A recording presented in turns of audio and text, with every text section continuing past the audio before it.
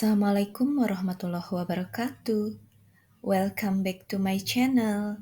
Kali ini saya akan membagikan tips lolos pada saat tes simulasi mengajar guru penggerak.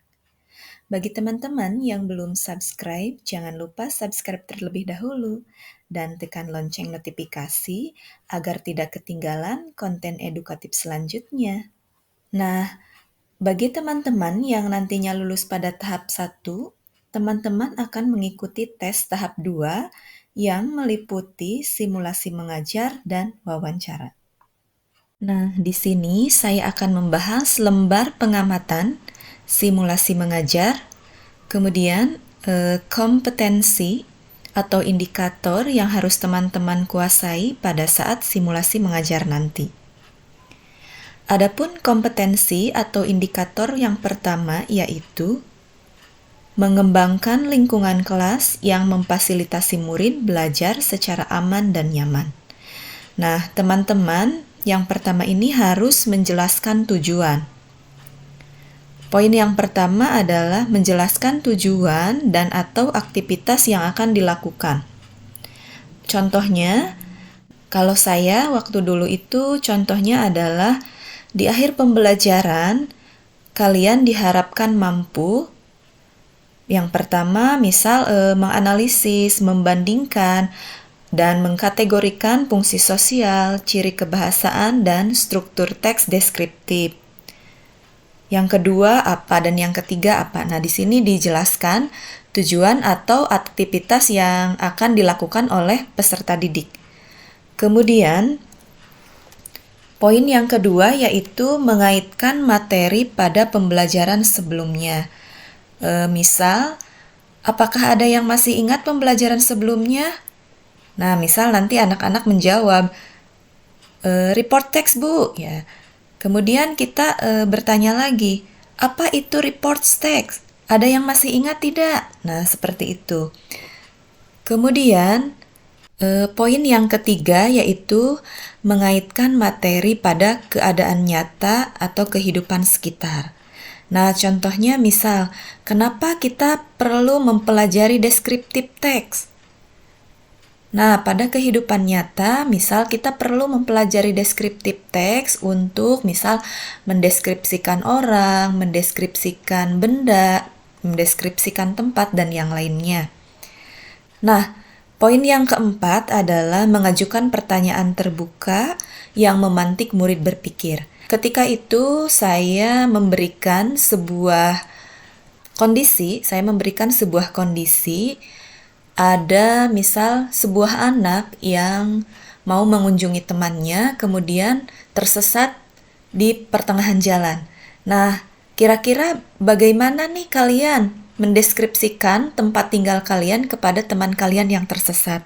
Nah, seperti itu. Nah, kemudian di sini ada bagian 1.2 yaitu pola komunikasi.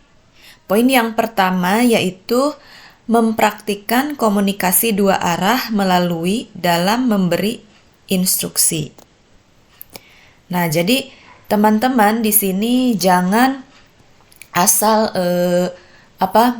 menerangkan, tapi teman-teman ini harus mengibaratkan ada muridnya di sana, jadi terjadi komunikasi dua arah. Kemudian harus menggunakan bahasa yang sesuai dengan jenjang dan karakteristik murid. Kebetulan pada saat itu saya mengajarnya anak SMK. Jadi disesuaikan bahasa yang kita gunakan ketika mengajar peserta didik kita disesuaikan dengan jenjang mereka.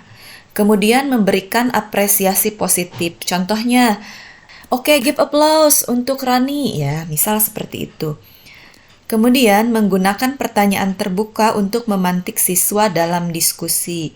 Contoh, ada yang masih ingat? Oke, apa yang disebut dengan simple present tense? Nah, seperti itu ya. Kemudian, di sini bagian yang kedua adalah memandu dan merefleksikan PBM yang efektif. Di sini poinnya yaitu menunjukkan bahasa tubuh yang positif. Nah, ketika simulasi berlangsung, teman-teman ini perlu memperhatikan.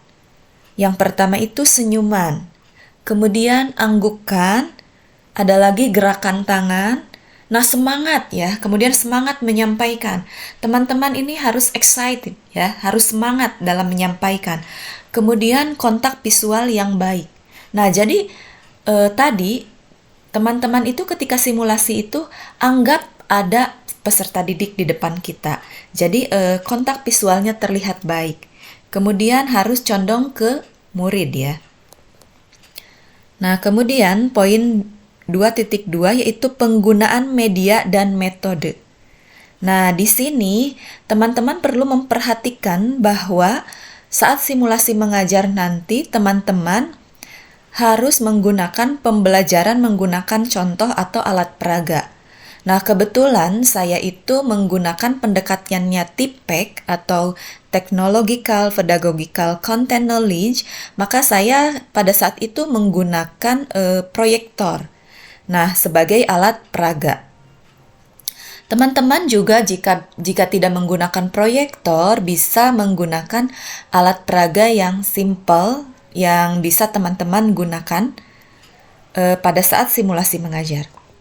Kemudian poin selanjutnya yaitu di sini ada guru hanya mengajak murid berdiskusi atau guru hanya memandu murid berdiskusi. Jadi pada saat berdiskusi teman-teman diusahakan agak ada keliling sedikit ya, seperti itu.